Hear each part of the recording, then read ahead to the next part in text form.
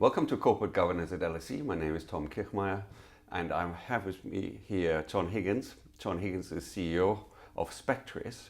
It's a FTSE 250 company, and one topic we're interested in here is short-termism. Now, you are a technology company. You're based in the UK. You have subsidiaries everywhere. Do you think short-termism is a real issue? I don't think it's a particular issue for us. I think when I look out in the market, there are clearly some instances where it's visible. But I think as a company, we try very hard to attract the right kind of long-term shareholders and obviously convince them that we've got a good long-term strategy and that we're well funded and that we're cautious managers of the business in that sense. And we find that being able to sell our story to the right investors gives us a shareholder base and a register which is longer term in their horizon. So, because the accusation is always shareholders actually are by definition short-termistic, and you actually don't find very many in the UK for whatever reason, which have a very long horizon. But what you're saying is, there's a wide spectrum. Yes. Some like to invest long, some short. Yes. Some understand technology, yes. Some do less. Yes. So where do you find these kind of long-termist investors, and why do we not hear about them? I don't know why you don't hear about them, but there are many of them, both here in the UK, but also across Europe. We've got some very good shareholders in the Nordic countries and in Germany, Switzerland, and in the US. So I think they are there. I don't know. I can't comment on why you don't hear about them, but I can assure you that they are there. But just to clarify as well, what I said at the beginning, Tom, is that whilst there are good long-term shareholders, and we're lucky to have many of them on our register, they do care about the short-term performance and certainly a lack of predictability in terms of your delivery of financial performance, and certainly the visibility that your financial metrics are moving in the right direction is very important. And as a management team and as a board of the company, we have to ensure that we're also delivering short-term to expectations, whatever those expectations are. We can help to shape those expectations. For example, we can tell our investors that we want to make certain investments in the business, and that will have a short-term negative effect.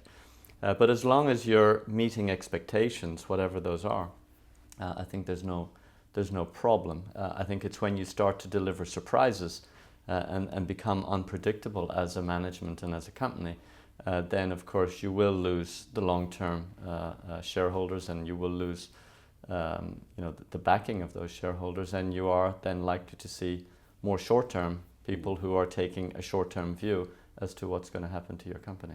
Well, what's interesting what you said is that you in a way have a global shareholder base. Yes.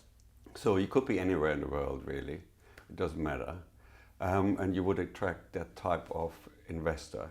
Is there a particular are these all pension funds, for example, a particular type that is looking for technology or? No, I mean it is pension funds, but it's also money managers and fund managers, institutional fund managers, as well as retail fund managers, insurance companies. So it's a whole range. We don't have very many private shareholders, or they don't have a very large percentage of the register, nor do we have any controlling shareholders. So it's a very open, very diversified shareholder list. So I think they're investing each with their own strategy. You may have people who are looking for income.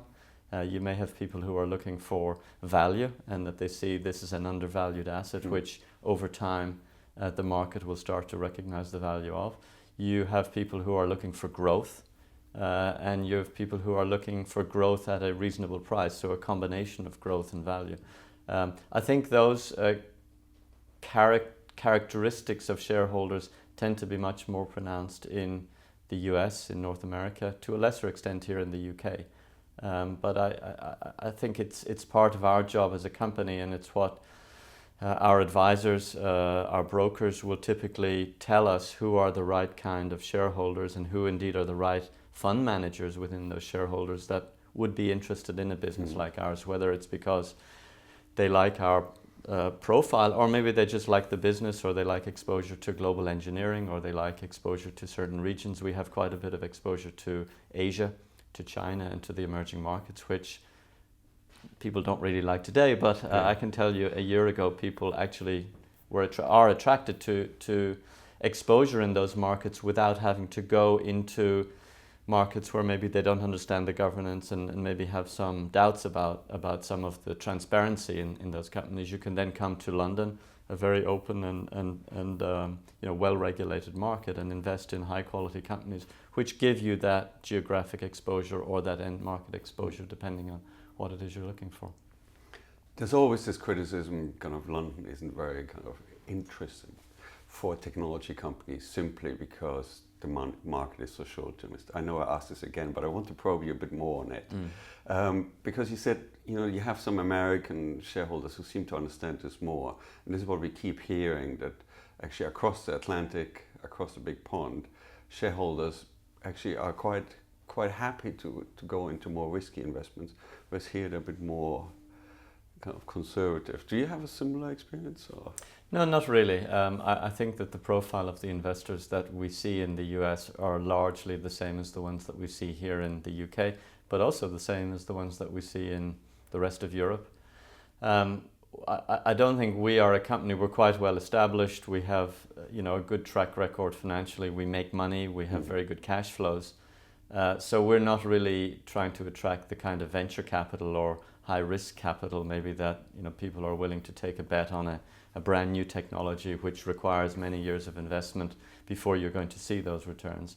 Our business today is, as I said, it is profitable. So in that sense, they're not taking a huge amount of risk with us. Our balance sheet is very under leveraged, so there isn't much financial risk really. So I wouldn't say we're trying to appeal to those specific investors maybe that you're referring to, who do take a very long-term view on new technology, and obviously, will maybe lose 9 of 10 investments, but all it takes is for 1 of the 10 to pay off, and overall they're getting a good return. You said you have no dominant shareholder, which is quite common here. Yeah. You're very open. Do you feel the threat of hostile takeovers at the time, or does it affect you in any way? It certainly affects us. I mean, as any company in that situation, you are for sale every day. You can go and buy our shares. If you want to buy more than 5% or 3%, certain thresholds, you have to, of course, notify the market about that. But it absolutely is an issue, and it's certainly an issue that if you're not doing a good job of managing your company, the people, the assets that you're in charge of, that becomes, the natural conclusion of poor management or poor governance or poor strategy. So in a way, it is the stick that beats, if you will. There's a carrot as well, but you do have to stay awake every day and make sure that you're not becoming open, because high valuation is one of the best defenses against hostile takeover, because it's assets which are undervalued that hostile acquirers are looking for. It's almost textbook material what we teach our students, that hostile takeovers are good because they provide some discipline. And I can tell you, sitting in a PLC, that's exactly how we think about it, and it does become then also part of that whole discussion around getting the right shareholders as well, because if the shareholders understand your strategy and believe in your strategy, they're also going to be more protective of you, and they will repel any offer to buy their shares. On the other hand, if they have lost their trust in you as a management team or as a board, if they think the strategy is moving in the wrong direction, they may well be tempted by an offer, a premium offer that a hostile takeover might involve. So you think short-termism is not an issue. Could it be also because you have the right board, the board structure, your non-execs, know what they're doing, they have the right skills, or do you think it's less of an issue? It's more kind of really the market structure.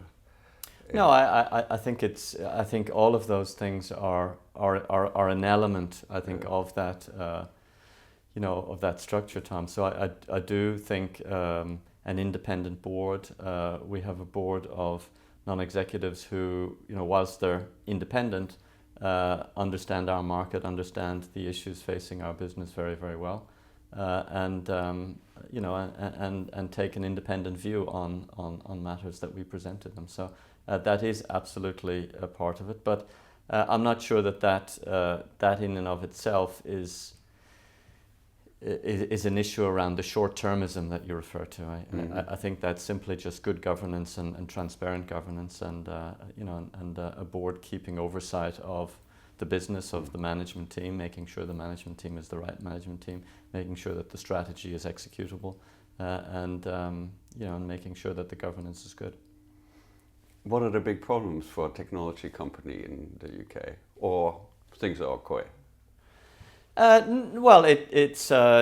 Things are okay, but there's always challenges. I would say one of our challenges is always around the people aspect within our organization. That for us in this day and age, it's incredibly important to invest in our technology and to invest in R&D, because that's really how we can differentiate. There's a lot of competition from the new industrialized markets from places like Asia. China in particular has developed an enormous infrastructure at a very competitive cost level. So it's important for us that we try and differentiate and innovate in our products, and that requires people. That requires people who come from university with technical expertise and marketing expertise, and are able to bring the new ideas to the business and develop the technology. For us, that's the key important trait of our business. It isn't really around the manufacturing, because in a strange way we can use China, for example, as a manufacturing supplier to us. That there isn't huge value being added in the manufacturing process. It's really in the IP, in the design, in the know-how, and also in the relationship with our customers, and understanding what it is we can do for them. John, we're out of time. Thanks for coming in. It's been a pleasure. And to our viewers, many thanks for watching.